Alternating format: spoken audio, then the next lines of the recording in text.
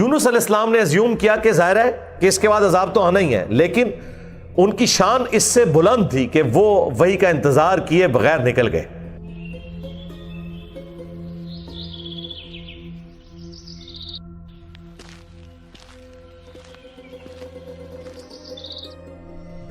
بس جب وہ نکلے، جس کشتی میں سوار ہوئے،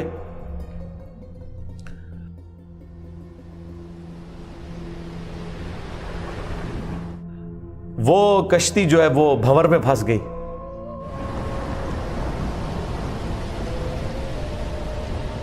فَلَوْلَا كَانَتْ قَرْيَةٌ آمَنَتْ فَنَفَعَهَا إِيمَانُهَا، پس کیوں ایسا نہ ہوا کہ کوئی بستی ایمان لائی ہو تو اس کو ایمان لانا نفع دے دیتا؟ یہ کبھی ہوئے ہی نہیں ایسا۔ إِلَّا قَوْمَ يُونُس، سوائے قوم یونس کے۔ سلامتی ان آنکھوں پہ جو ہدایت پہ نظریں جمائے بیٹھی ہیں، ان کانوں پہ جو ذکر خیر کے منتظر رہتے ہیں، اور ان قدموں پہ جو ہدایت کی راہ پہ گامزن ہیں۔ السلام علیکم ورحمۃ اللہ وبرکاتہ۔ سیدنا یونس علیہ نبینا وعلیہ الصلاۃ والسلام کی قوم کا ذکر آ رہا ہے۔ دیکھیں، اللہ تعالیٰ کی یہ سنت ہے کہ اللہ تعالیٰ جب بھی کسی قوم میں کسی رسول کو مبعوث کرتا ہے تو وہ وہاں جا کر دھمکی لگاتے ہیں کہ ہم پر ایمان لے آؤ، نہیں تو بڑے دن کا عذاب تمہیں آ پکڑے گا۔ اور وہ بڑا دن ان قوموں کے لیے ایام اللہ بن جاتا ہے، جس طرح کہ حضرت موسیٰ علیہ السلام کے مخالفین کے لیے، فرعونیوں کے لیے بخاری مسلم میں آیا کہ 10 محرم کا دن ایام اللہ بن گیا کہ اس دن فرعونی ڈبو دیے گئے۔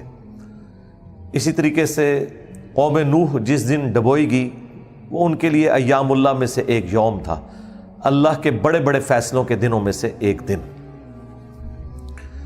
تو رسول ہمیشہ یہ دعوت دیتے ہیں کہ ہم پر ایمان لاؤ، اور اگر ایمان نہیں لاؤ گے تو بڑے دن کا عذاب تمہیں آ پکڑے گا، اور الٹیمیٹلی عذاب آتا ہے، اور اللہ تبارک و تعالیٰ اہل ایمان کو انبیاء کے ساتھ بچا لیتا ہے اور مخالفین کو تباہ و برباد کر دیتا ہے، کبھی سمندری طوفان کی شکل میں، کبھی آسمان سے پتھروں کی بارش کی شکل میں، کبھی تیز آندھیوں کے عذاب کی شکل میں، کبھی زمین میں دھسائے جانے کی شکل میں، مختلف شکلوں میں اللہ تعالیٰ کے عذابات آتے ہیں۔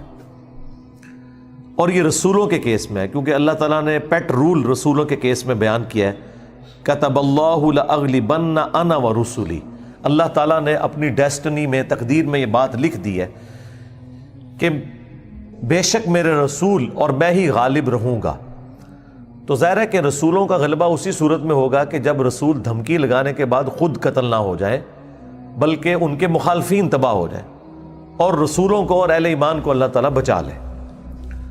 ایک ایکسیپشنل کیس سیدنا عیسیٰ علیہ السلام کا ہوا ہے کہ اس وقت تو ان کے مخالفین تباہ و برباد نہیں ہوئے، حضرت عیسیٰ علیہ السلام کو اللہ تعالیٰ نے زندہ آسمانوں پہ اٹھا لیا۔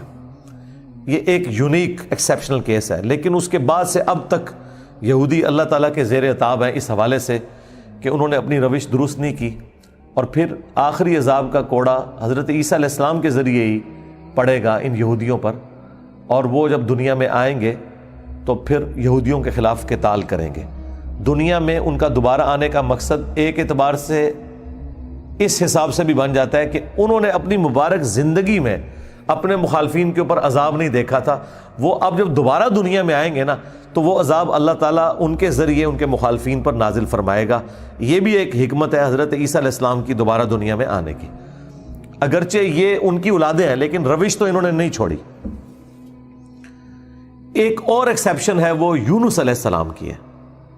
ان کے کیس میں تو اللہ تعالیٰ نے بالکل ڈیفرنٹ ایک فیصلہ فرمایا کہ یونس علیہ السلام کی قوم نے جب عذاب کے آثار دیکھے تو انہوں نے توبہ کی، اور اللہ تعالیٰ نے ان سب کا ایمان قبول کر لیا، اور وہ قرآن میں آتا ہے کہ 1,00,000 سے بھی زیادہ لوگ تھے جو سارے کے سارے ایک دن میں مسلمان ہو گئے۔ یعنی یونس علیہ السلام کی سال ہر سال کی تبلیغ نے کوئی اثر نہیں دکھایا، جب عذاب کے آثار نظر آئے تو انہوں نے ایمان قبول کر لیا۔ یہ صرف یونس علیہ السلام کی قوم نہیں، باقی قوموں کے بارے میں بھی سورۃ الانبیاء میں آیا کہ جب کبھی بھی رسولوں کے مخالفین پر عذاب آتا تھا تو مخالفین اس عذاب کے وقت پھر چیخیں مارتے تھے اور کہتے تھے کہ یا اللہ ہمیں ایک دفعہ چھوڑ دے، اب ہم تیرے نبی کو مانیں گے۔ سب سے بڑا خبیث فرعون، اس کے بارے میں قرآن میں سورہ یونس میں ہی ہم پڑھ چکے ہیں کہ اس نے بھی موت کے وقت کہا تھا کہ میں ایمان لاتا ہوں موسیٰ علیہ السلام کے رب پر، بنو اسرائیل کے رب پر، اور پھر اللہ تعالیٰ نے جواب میں فرمایا آن، اس وقت اب ایمان لے کر آیا، اس وقت ایمان لانا تجھے کوئی فائدہ نہیں دے گا۔ جو جامع ترمذی میں بھی حدیث ہے کہ موت کے غرغرے سے پہلے پہلے توبہ قبول ہے۔ یہ جو موت کا غرغرہ ہے نا، یہ امتوں کے کیسز میں عذاب کے آثار کا سامنے نظر آنا ہے۔ وہ پوری قوم کے لیے موت کے غرغرے کا وقت ہے، اگرچہ وہ ان پہ نظر نہیں آئی ہے، لیکن وہ اللہ کا فیصلہ ہو چکا ہے، وہ اب انہوں نے کنفرم مرنا ہی مرنا ہے۔ وہ آثار جب نظر آنا شروع ہوئے تو باقی قومیں بھی آہو بکا کرتی تھیں، اس قوم نے بھی آہو بکا کیا، اور اللہ تعالیٰ نے ان کے کیس میں وہ سن لیا اور انہیں بچا لیا۔ اور جب یونس علیہ السلام واپس آئے وہ تو دنگ رہ گئے کہ یہ کیا ہوا، میں تو انہیں عذاب کا وعدہ دے کے گیا تھا، یہ سارے کے سارے زندہ سلامت ہیں۔ اور اس سے بڑھ کر ان کو حیرانگی یہ ہوئی کہ وہ سب کے سب لوگ ایمان بھی لے آئے۔ تو اب حضرت یونس علیہ السلام کو وہ غم تو بھول گیا کہ میرا دیا ہوا وعدہ پورا نہیں ہوا۔ ظاہر ہے ایک امبیرسمنٹ تو تھی کہ آپ قوم کو کہہ کے یہ نکلے ہیں کہ اب تم پہ عذاب آئے گا، اور عذاب نہیں آیا، تو امبیرسمنٹ تو حضرت یونس علیہ السلام نے فیل کی، لیکن اس کی کمپنسیشن اللہ نے اس حوالے سے کر دی کہ جو ان کا مقصد ہے وہ پورا ہو گیا کہ لوگ ایمان لے آئے۔ آپ سورۃ الاعراف میں، سورہ ہود میں بھی دیکھیں گے کہ جب کبھی قوموں پر عذاب آتا ہے تو اینڈ پہ وہ قوم کا پیغمبر عذاب دیکھنے کے بعد اپنی قوم سے مخاطب ہو کے کہتا ہے کہ میری قوم، میں نے تو بڑی کوشش کی تھی کہ تمہیں اس عذاب سے بچا لیتا، لیکن تم خود گمراہی پر تلے ہوئے تھے۔ تو عذاب کے بعد بھی قوموں کا درد پیغمبروں کے سینے میں رہتا ہے، ایک نیچرل چیز ہے، رقیق القلب ہوتے ہیں نا جو پیغمبر ہوتے ہیں۔ تو یہاں پر جب انہوں نے دیکھا سب ایمان لے ہیں تو ظاہر ہے کہ وہ ایک ہیپی اینڈنگ ہوئی ہے۔ کیا ڈراپ سین ہوا ہے۔ میں کبھی بعض اوقات یہ جب حضرت یونس علیہ السلام کی قوم کا واقعہ قرآن میں پڑھتا ہوں نا، تو میں بڑی خواہش کرتا ہوں کہ میں جنت میں جا کے یہ منظر دیکھوں کہ وقت کا پیغمبر عذاب کی وعید سنا کے گیا ہے اور لوگ چیخو پکار کر رہے ہیں، اور ایسا یونیک کیس ہو گیا ہے، سمجھ لیں مردے ہی زندہ ہو گئے کہ اللہ تعالیٰ ان کی چیخو پکار سن کے ان کی توبہ بھی قبول کر لیتا ہے، اور پھر یونس علیہ السلام جب واپس آتے ہیں ان کی حیرانگی کیا ہوگی، ٹھیک ہے، کیا ڈراپ سین ہوگا۔ میں کہتا ہوں جی اس طرح کی کوئی ٹریجک فلم نہیں ہو سکتی جو یونس علیہ السلام اور ان کی قوم کی ہے۔ اور وہ کیوں ہوا؟ صرف یونس علیہ السلام سے ایک اجتہادی خطا ہوئی، ہم اسے گناہ نہیں کہتے، وہ خطا ہے، انبیاء خطا کرتے ہیں، لیکن چونکہ وہ اپنی خطا پر قائم نہیں رہتے اور وہ گناہ کے زمرے میں بھی نہیں ہے، غلطی ہے بحیثیت انسان۔ انسان غلطیوں سے پاک اگر ہم پیغمبروں کو کہتے ہیں تو یہ پاک وہ والا نہیں ہے جس طرح اللہ پاک ہے۔ آپ سبحان کا لفظ صرف اللہ کے ساتھ بولتے ہیں، کوئی پیغمبر بھی سبحان نہیں ہے، پرفیکٹ صرف اللہ ہے۔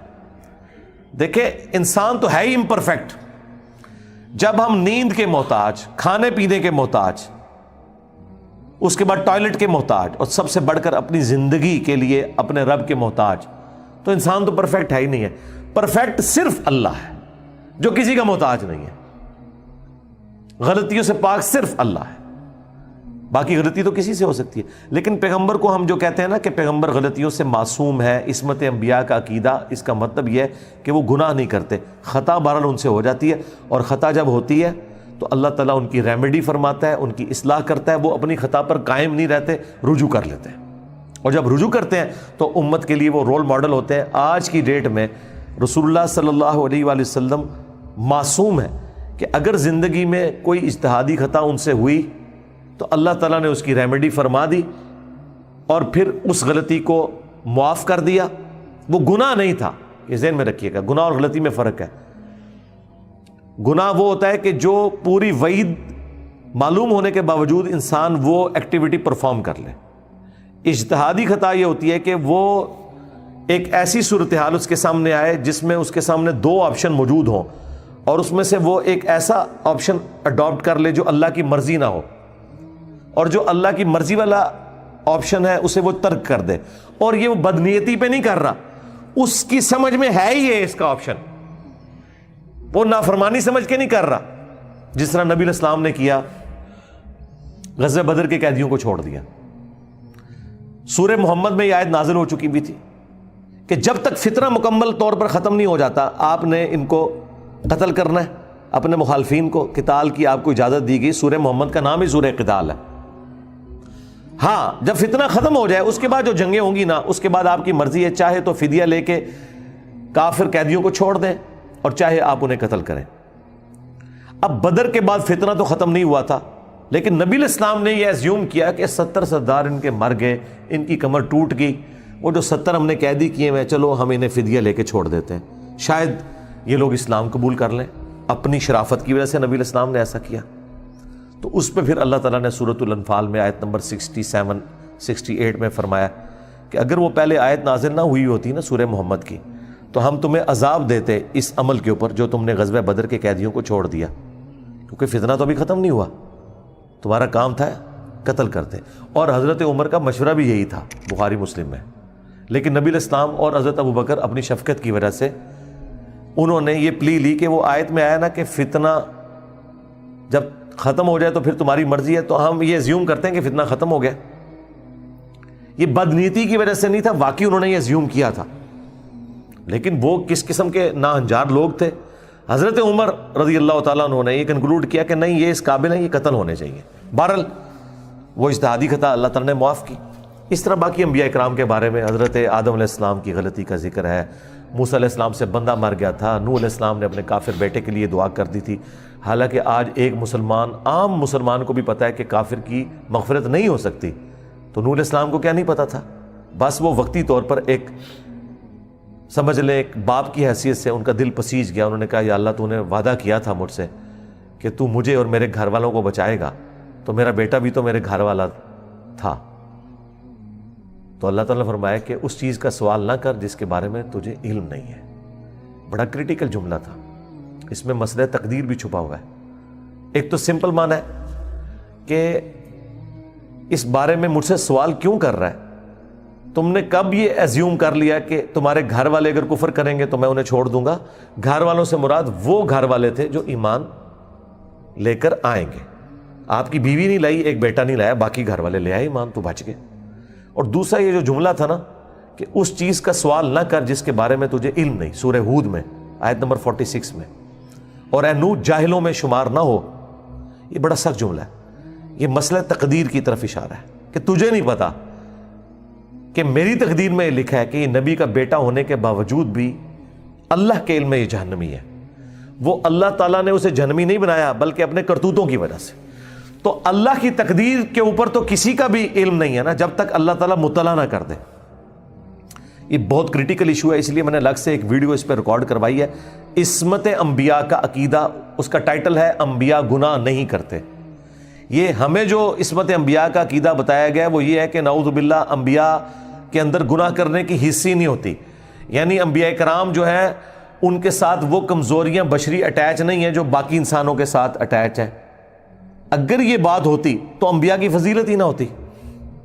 انبیاء کی فضیلت ہے ہی اس وجہ سے کہ وہ بشری کمزوریوں پر اوور کم کرتے ہوئے اللہ کے خوف کی وجہ سے گناہوں سے بچ جاتے ہیں۔ ادروائز پھر فرشتوں میں اور انسانوں میں کوئی فرق ہی نہ رہ جائے۔ تو یہ ہے اصل چیز جو انہیں فضیلت میں لے جاتی ہے عام انسانوں کی نسبت، کہ وہ اللہ کا اتنا خوف رکھتے ہیں کہ وہ گناہوں سے بچتے ہیں۔ رہی لغزش، اجتہادی خطا، وہ ہو سکتی ہے۔ تو میں نے وہ انبیاء گناہ نہیں کرتے اس میں تفصیل کے ساتھ واقعات مختلف قرآن سے بیان کیے ہیں۔ سورہ یوسف میں ہے کہ اس عورت نے یوسف کا قصد کیا، یوسف بھی عورت کا قصد کر لیتا اگر اپنے رب کی برہان نہ دیکھتا۔ اب اندازہ کریں، اللہ تعالیٰ فرما رہا ہے کہ یوسف علیہ السلام بھی اس برائی میں پڑ جاتے اگر اللہ تعالیٰ انہیں ایک خاص نشانی نہ دکھاتا۔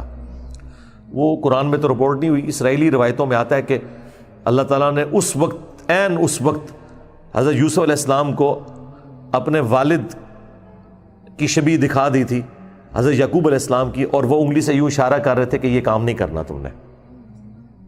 یا اس وقت شیطان بھیانک شکل میں انہیں نظر آ گیا کہ یہ شیطان مجھ سے برائی کا کام کروانے لگا ہے۔ بہرحال کوئی نشانی اللہ نے دکھائی ہے قرآن میں ہے، اور اس کی وجہ سے وہ برائی سے بچے ہیں۔ اس کا مطلب ہے کہ ان میں مادہ موجود تھا لیکن اللہ نے انہیں بچایا ایک نشانی کے ذریعے. تو انبیاء کی اللہ تعالیٰ حفاظت کر لیتا ہے. یونس علیہ السلام سے جو آپ سمجھ لیں اجتہادی خطا, جسے ہم گناہ نہیں کہتے, وہ یہ ہوئی کہ جب مقررہ وقت کے اوپر قوم یونس ایمان نہیں لے کر آئی تو یونس علیہ السلام نے انہیں کہا کہ اب 3 دن بعد عذاب آ جائے گا, جو اللہ نے وعدہ کیا تھا کہ یہ ان کا سمجھ لیں ٹائم اینڈ ہو رہا ہے, اس ٹائم لائن کے بعد عذاب آنا ہے. لیکن ساتھ یہ ضروری تھا کہ اللہ تعالیٰ کی وحی کا انتظار کرنا ہے اس علاقے کو چھوڑنے سے پہلے. تمام انبیاء جب قوموں کو وحی سناتے ہیں نا تو پھر اللہ تعالیٰ کی وحی کی اجازت کے بعد اس علاقے کو چھوڑتے ہیں. نبی اسلام نے بھی ہجرت دیکھیں اینڈ پہ کی ہے, ایویں نہیں, مطلب آپ خود سے نہیں نکلے, اللہ تعالیٰ کی وحی کے ذریعے نکلے. قرآن میں سورۃ الانفال میں آیا تھا کہ یہ جب کافر کہتے تھے نا کہ ہم پر عذاب کیوں نہیں نازل ہوتا, ہم نبی کا انکار کر رہے ہیں, تو اللہ تعالیٰ نے فرمایا کہ جب تک اے نبی تم ان میں موجود ہو ہم ان کو عذاب نہیں دیں گے. اللہ کی سنت ہے کہ جب کبھی کسی قوم کو عذاب دینا ہوتا ہے نا تو اس قوم میں سے انبیاء اور اہل ایمان کو الگ کرتا ہے, پھر باقی کی قوم پر عذاب آتا ہے. اور وہ اللہ تعالیٰ نے نکالا اور غزوہ بدر میں لا کے ڈبویا ان کو, جس طرح فرعونیوں کو اپنے محلات سے نکال کے سمندر میں غرق کیا تھا, مشرکین عرب کو اپنے گھروں سے نکال کر بدر میں ڈبویا صحابہ کرام کی تلواروں کے ذریعے. یہ عذاب استیصال کی ایک قسط ان پر آئی تھی. تو یونس علیہ السلام نے ازیوم کیا کہ ظاہر ہے کہ اس کے بعد عذاب تو آنا ہی ہے, لیکن ان کی شان اس سے بلند تھی کہ وہ وحی کا انتظار کیے بغیر نکل گئے.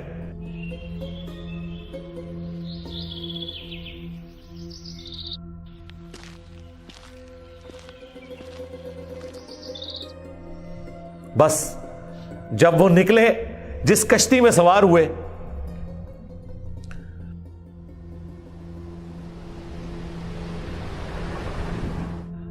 وہ کشتی جو ہے وہ بھنور میں پھنس گئی.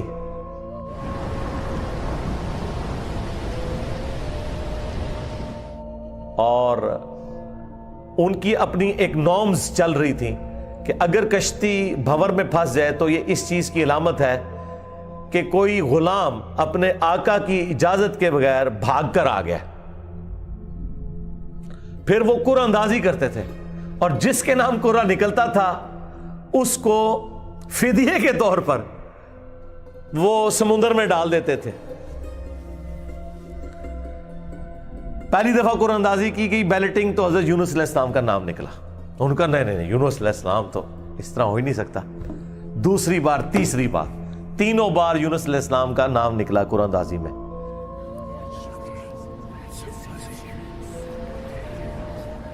تو یونس علیہ السلام نے, اچھا قرآن میں اشارتاً اس کا ذکر ہے, اسرائیلی روایتوں میں تفصیل کے ساتھ ہے, لیکن یہ بالکل قرآن میں فٹ ان بیٹھتی ہیں. یعنی آپ کو یہ تو بتایا گیا کہ یونس السلام مچھلی کے پیٹ میں رہے, تو وہ مچھلی کے پیٹ میں پہنچے کیسے تھے؟ مچھلی کے پیٹ تک پہنچنے کے لیے تو آپ کو ابدوز چاہیے, نیچے ہے مچھلی, اتنی بڑی ویل مچھلی ہے, کوئی چھوٹی مچھلی کے پیٹ میں تو رہ نہیں سکتا بندہ. تو وہ حضرت یونس علیہ السلام کو انہوں نے سمندر میں پھینک دیا. یونس علیہ السلام نے خود ہی کہا, ان کو کلک کر گیا کہ یہ معاملہ میرے اینڈ پہ ہے. انہوں نے کہا بھائی مجھے پھینکو تم, مجھے سمجھ آ گئی ہے. ظاہر فوراً کلک کر گیا کہ یہ معاملہ خراب میرے سے ہی ہو گیا. وہ ان کو سمندر میں پھینک دیا.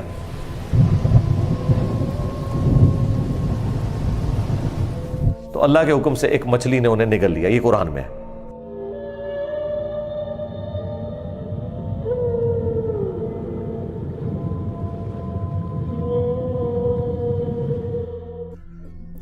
قرآن میں آگے تفصیل نہیں ہے کہ کتنے دن تک, لیکن تورات میں ملتا ہے کہ 3 دن اور 3 رات تک وہ مچھلی کے پیٹ میں رہے. یہ ویسے پبلک مشہور ہے 40 دن, نہیں 3 دن ہے. بس وہی 3 دن, وہ جو 3 دن عذاب آنے تھے نا, وہ 3 دن انہوں نے مچھلی کے پیٹ میں گزارے. اور وہ 3 دن ان کی قوم نے زندگی موت کی کشمکش میں گزارے ہیں کہ ابھی عذاب آیا کہ آیا. ٹھیک ہے, توبہ ہے نہیں ہوئی کہ آئی ایم سوری تے توبہ قبول ہو گئی ہے نا. 3 دن انہوں نے پی کٹی ہے بھائی جی. یہاں تو لوگ 1 دن جیل نہیں کاٹ سکتے, 3 دن تک انہوں نے وہ تکلیف کاٹی ہے. پھر اللہ تعالیٰ نے ان کی توبہ قبول کی ہے.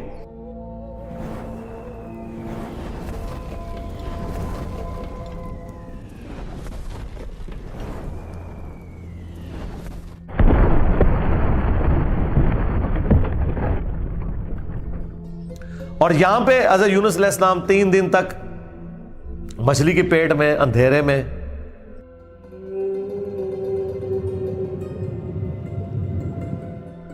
اور دیکھیں اللہ نے ان کو ایسے کلمات سکھا دیے، مختصر تھے، پرفیکٹ تھے، بہترین توبہ، لا الہ الا انت سبحانک۔ سورۃ الانبیاء میں یہ دعا آئی ہے، اے اللہ تیرے سوا کوئی معبود نہیں اور تو پاک ہے نا، پاک تو غلطی نہیں کر سکتا، انی کنت من الظالمین، بے شک میں ہی ظالموں میں ہوں، میں انسان ہوں، انسان سے غلطی تو ہوگی۔ تو یہ دعا اتنی اللہ کو پسند آئی کہ سورہ الصافات میں ہے کہ یونس اگر مچھلی کے پیٹ میں ہمیں ان الفاظ کے ساتھ یاد نہ کرتے تو پھر مچھلی کے پیٹ سے اسی دن نکالے جاتے جس دن مردے اپنی قبروں سے نکالے جائیں گے، قیامت کے دن تک مچھلی کے پیٹ میں رہتے، یعنی مچھلی کا پیٹ ان کی قبر بن جاتی۔ اتنا غصہ ایک جملے نے ٹھنڈا کر دیا، اور ساتھ اللہ نے فرمایا کذالک ننجی المؤمنین، ہم اہل ایمان کو اسی طریقے سے نجات دیں گے، یعنی جو بھی یونس والے طریقے سے ہماری طرف متوجہ ہوا اسے بھی ہم نجات دیں گے۔ یہ دعا ہمیں اتنی پسند ہے کہ جو ان الفاظ کے ساتھ ہم سے معافی مانگے گا ہم اسے بھی نجات دیں گے۔ جامعہ ترمذی میں حدیث ہے، جو یونس علیہ السلام کی دعا کے ذریعے اللہ کی طرف متوجہ ہوا اللہ تعالیٰ کبھی اسے محروم نہیں لوٹائے گا۔ لا الہ الا انت سبحانک انی کنت من الظالمین، اور جمع کے صیغے سے پڑھیں گے تو لا الہ الا انت سبحانک انا کننا من الظالمین، وہاں تھا انی کنت من الظالمین، یہ ہے انا کننا من الظالمین۔ دونوں طریقے سے آپ دعا مانگ سکتے ہیں، بہترین دعا ہے، یہ اسم اعظم ہے دعاؤں کی قبولیت کے لیے۔ قرآن میں بھی آیا کذالک ننجی المؤمنین، اور جامعہ ترمذی میں بھی آیا کہ جو اس دعا کے ذریعے اللہ کی طرف متوجہ ہوگا اللہ تعالیٰ اسے محروم نہیں لوٹائے گا۔ لہذا جو جامعہ ترمذی میں حدیث ہے نا کہ اللہ کی حمد اور دروشی پڑھ کے دعا کرو تو قبول ہوتی ہے، تو وہ اللہ کی حمد میں نا آپ اس کو شامل کریں، لا الہ الا انت سبحانک انی کنت من الظالمین۔ یہ اللہ کی بیسٹ حمد بھی ہے اور بیسٹ استغفار بھی ہے، اور ایسا استغفار ہے کہ اللہ کی رحمت کو ٹریگر کرنے والا ہے۔ دیکھیں آپ نے اللہ تعالیٰ کی کس چیز کو ہائی لائٹ کی ہے کہ یا اللہ تو پاک ہے، تو غلطی کر نہیں سکتا، اس کی عظمت مان لی، اور پھر ساتھ کہا کہ مجھے تو نے بنایا ہی ایسا ہے کہ میں غلطی کروں گا، تو دیکھ میں کمزور ہوں، میں مان رہا ہوں میں غلطی کروں گا، تو کر بیٹھا ہوں تو معاف کر دینا۔ اس سے بیسٹ انداز نہیں ہو سکتا اپنی غلطیوں پر معافی مانگنے کا۔ تو یہ حرز جاں بنائیں، لا الہ الا انت سبحانک انی کنت من الظالمین۔ یقین کریں یہ دعا آپ کے سامنے یونس علیہ السلام ہو، مچھلی کا پیٹ، گپ اندھیرا، 3 دن 3 رات، دنیا میں کوئی آ کے آپ کو ریسکیو نہیں کر سکتا، اور موت سامنے نظر آ رہی ہے۔ حضرت یونس علیہ السلام اسی طریقے سے بچے ہیں جیسے مردہ کو زندہ ہو جائے، اور یہاں لوگ کہتے ہیں بڑا گرم ذکر ہے جی، خوشبو لا کے کرنا چاہیے اور صاف ستھری جگہ۔ بھائی جس نے یہ کیا تھا اس سے زیادہ تعفن والی جگہ کوئی نہیں تھی، مچھلی کا پیٹ۔ یہ تو چلتے پھرتے، نہ اس کے لیے وضو ہونا شرط ہے، نہ اس کے لیے غسل ہونا شرط ہے، اس کے لیے صرف ایک نیک نیتی کے ساتھ اللہ کی طرف متوجہ ہونا شرط ہے کہ آپ مان لیں کہ آپ کمزور ہیں، طاقتور وہ ہے، آپ غلطی کریں گے وہ غلطی نہیں کرتا، آپ معافی مانگیں گے وہ معافی دینے والا ہے۔ اللہ بھی التواب ہے اور بندے بھی توبہ کرنے والے ہیں۔ اللہ کی توبہ یہ ہے کہ جب آپ اللہ کی طرف رجوع کرتے ہیں، توبہ کا مطلب ہوتا ہے رجوع لانا، تو اللہ آپ کی طرف رجوع لے آتا ہے۔ جو بخاری مسلم میں حدیث ہے کہ جو شخص توبہ کر کے اللہ کی طرف رجوع لاتا ہے تو اللہ کو اس شخص سے زیادہ خوشی ہوتی ہے کہ جو اکیلا ریگستان میں ہو، اچانک اس کی سواری غائب ہو جائے اور وہ اپنی موت کا انتظار کرنا شروع کر دے، اور پھر تھوڑی دیر بعد وہ سواری واپس آ جائے جس پہ اس کا سامان لدا ہوا ہے، اسے نئی زندگی ملے، اور وہ اتنا خوش ہو کہ اس کی زبان سے نکل جائے اے اللہ تو میرا بندہ میں تیرا رب، من شدت الفرح، خوشی کی شدت کی وجہ سے، حالانکہ اس نے یہ کہنا تھا کہ اے اللہ میں تیرا بندہ تو میرا رب۔ اس سے زیادہ اللہ تعالیٰ کو خوشی ہوتی ہے جو بندہ رجوع لے آتا ہے۔ تو یونس علیہ السلام کی دعاؤں کو آپ اپنے استغفار میں، اپنی صبح و شام کے اذکار میں، ہر جگہ اپنے تشہد کے اندر اس دعا کو پڑھا کریں۔ یہ بڑے بڑے مشکلوں کو آسان کر دیتی ہے۔ یار آپ دیکھیں ایک بندے کو اپنی موت سامنے نظر آ رہی ہے، اور اس موت میں سے اسے زندگی مل جائے. بس جب آپ نا امیدی کے اینڈ پر پہنچے ہوں اور آپ کو کوئی امید نظر نہ آئے تو آپ یہ پڑھیں لا الہ الا انت سبحانک انی کنت من الظالمین. انشاءاللہ تعالی اللہ تعالی اس مشکل میں بھی کوئی نہ کوئی ایسی راہ نکال دے گا جو آپ نے گمان بھی نہیں کبھی کی ہوگی. بہرحال وہ 3 دن اور 3 رات کے بعد یونس علیہ السلام کو مچھلی نے ساحل پر ڈال دیا. اب ان کا جسم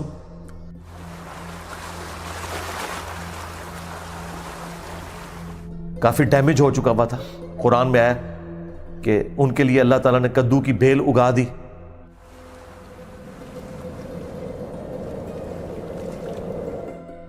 جو ان کے اوپر سایہ کی ہوئی تھی کیونکہ بالکل لاغر ہوئے تھے وہ, اور پھر دھوپ سے بچاؤ کے لیے وہ بیل بھی ان کو چاہیے تھی. پھر سسٹین ہوئے, جب واپس اپنی قوم میں آئے تو دیکھا کہ جناب سارے رفع دین نمازاں پڑھ رہے ہیں. انہوں نے کہا پوری زندگی بخاری مسلم دی حدیثاں دکھائیاں, انہیں رفع دین نہیں شروع کیتا, اچانک کیا ہو گیا ہے؟ یعنی وہ سارے کے سارے ایمان لے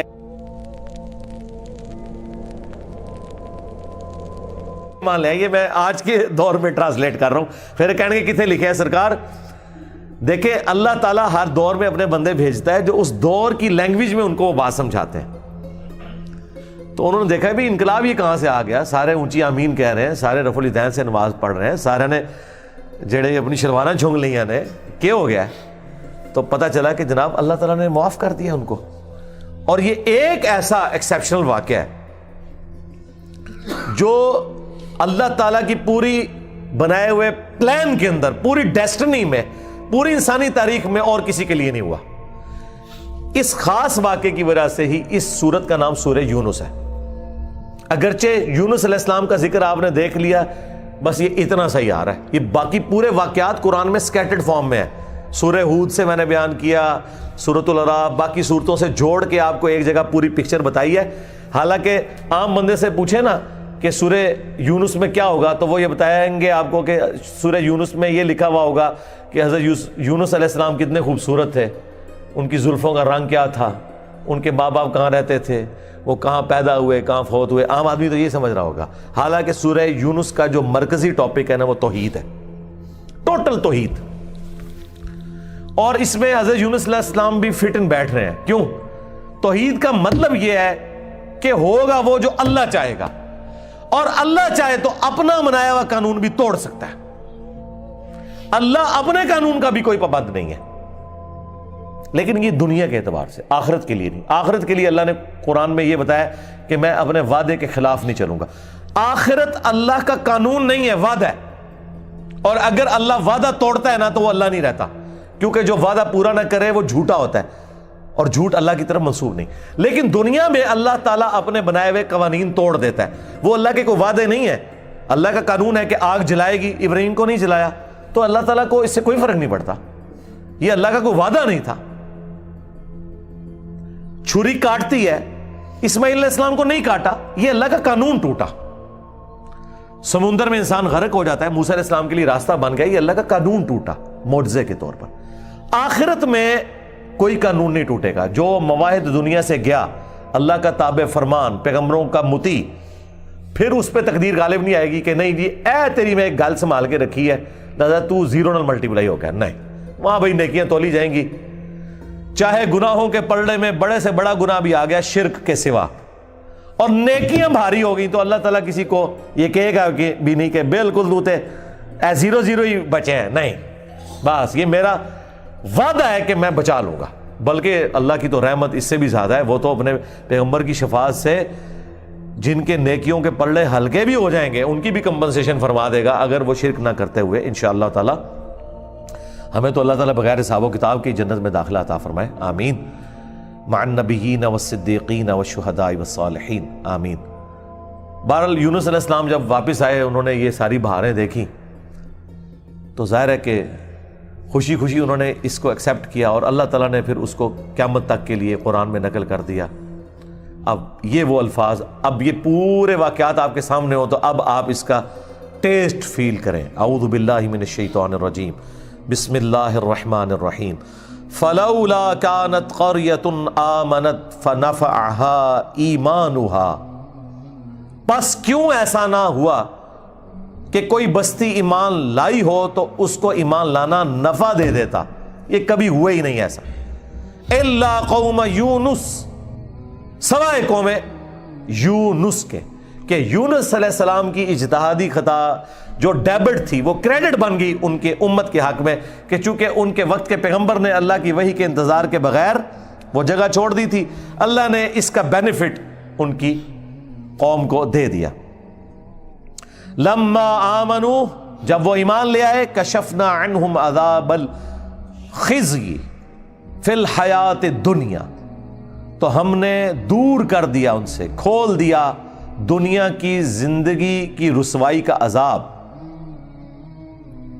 وَمَتَّعْنَاهُمْ إِلَىٰ حِينٍ، اور ہم نے انہیں دنیا میں لطف اندوز ہونے کے لیے ایک اور مدت فراہم کر دی۔ اللہم احسن عاقبتنا فی الامور کلیہا واجرنا من خزی الدنیا وعذاب الآخرہ، آمین۔ تو یہاں پر وہ عذاب ہم نے ان سے دور کر دیا، یعنی وہ عذاب آیا ہوا تھا، اس کے اثار نمایاں تھے، پھر اللہ تعالیٰ نے وہ کھول دیا، وہ جس شکل میں بھی تھا، کوئی بادل آئے ہوئے تھے پھر کھول دیے۔ وَلَوْ شَاءَ رَبُّكَ لَآمَنَ مَنْ فِي الْأَرْضِ كُلُّهُمْ جَمِيعًا، اور اگر تمہارا رب چاہتا تو جتنے لوگ زمین میں آباد ہیں سب کے سب ہی مومن ہو جاتے۔ اس کا کیا مطلب ہے کہ اگر اللہ تعالیٰ زبردستی ہدایت دینا چاہتا، اس کا یہ مطلب نہیں ہے کہ اللہ تعالیٰ یہ چاہتا ہے کہ لوگ جہنم میں جائیں، یہ رسول اللہ کو سنگولر کے سیغے سے تسلی دی جا رہی ہے کہ اگر اللہ تعالیٰ نے زبردستی ایمان دینا ہوتا نا تو دے دیتا سب کو، لیکن اللہ تعالیٰ یہ چاہتا ہے کہ لوگ خود سے اپنی چوائس سے مجھے چوز کریں۔ افانت تکرہ الناس حتی یکونوا مؤمنین، تو اے نبی کیا آپ لوگوں کو مجبور کرنا چاہتے ہیں یہاں تک کہ وہ ایمان لے آئیں؟ یعنی آپ نے زبردستی نہیں کرنا۔ حضور ٹینشن ہی بڑی لیتے تھے کہ میں دعوت دے رہا ہوں لوگ قبول نہیں کر رہے، تو حضور کو کہا کہ آپ نے ٹینشن نہیں لینی، جنہوں نے جہنم میں جانا ہے جائیں۔ سورۃ البقرہ میں آیا کہ ہم آپ سے نہیں پوچھیں گے لوگ جہنم میں کیوں پہنچ گئے۔ سورہ طٰہٰ میں آیا کہ ہم نے قرآن اس لیے نازل نہیں کیا کہ آپ مشقت میں پڑھ دیں۔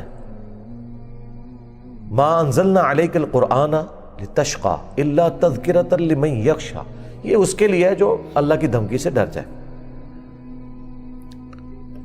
وما كان لنفس ان تؤمن الا باذن اللہ، اور کسی جان کے لیے یہ ممکن ہی نہیں ہے کہ وہ ایمان لے آئے مگر اللہ کے اذن سے۔ مراد یہ کہ صرف کوشش بھی کوئی چیز نہیں ہے، اللہ کی طرف متوجہ بھی ہوں، تقدیر پلس کوشش دونوں مل کے کمپلیشن کی طرف جاتے ہیں۔ ربنا لا تزغ قلوبنا بعد اذ ہدیتنا وہب لنا من لدنک رحمہ انک انت الوہاب، آمین۔ وَيَجْعَلُ الرِّجْسَ عَلَى الَّذِينَ لَا يَعْقِلُونَ، اور اللہ تعالیٰ کی سنت ہے کہ وہ گندگی ڈال دیتا ہے ان لوگوں پر جو بے سمجھ ہیں، یعنی جو اپنی عقل کو استعمال نہیں کرتے ان پر اللہ گندگی ڈال دیتا ہے، انہیں حق بات سجائی نہیں دیتی، اور دوسروں کو اللہ تعالیٰ ان کی کوشش کی سبب ایمان دے دیتا ہے۔ اس کو آپ دنیا میں مثال سے سمجھیں، ایک ہی بارش برستی ہے نا، زرخیز زمین پر برستی ہے تو وہاں سے کھیتی نکلتی ہے، اور گندگی کے ڈھیر پہ جب وہ بارش پڑتی ہے تو بدبو نکلتی ہے۔ اس میں بارش کا قصور نہیں ہے، اس گندگی کے ڈھیر کا۔ ایک شخص نے اپنے آپ کو خود گندگی کا ڈھیر بنا لیا کہ اس نے حق بات قبول نہیں کرنی، تو اس کا اینڈ رزلٹ یہی نکلنا ہے کہ اس سے آپ پورا قرآن گزار دیں، اسے کوئی فرق نہیں پڑے گا۔ ٹھیک ہوگا جی؟ اللہ تعالیٰ سے دعا ہے جو حق بات میں نے کہی اللہ تعالیٰ ہمارے دلوں میں راسخ فرمائے۔ اگر جذبات میں میرے منہ سے کوئی غلط بات نکل گئی، اللہ تعالیٰ ہمارے دلوں سے ہی محو کرتے، ہمیں کتاب و سنت کی تعلیمات پر عمل کر کے دوسرے بھائیوں تک پہنچانے کی توفیق عطا فرمائے۔ سبحانک اللہم و بحمدک، اشہد ان لا الہ الا انت، استغفرک و اتوب الیک، وما علینا الا البلاغ المبین۔ جزاکم اللہ خیرا و احسن الجزاء۔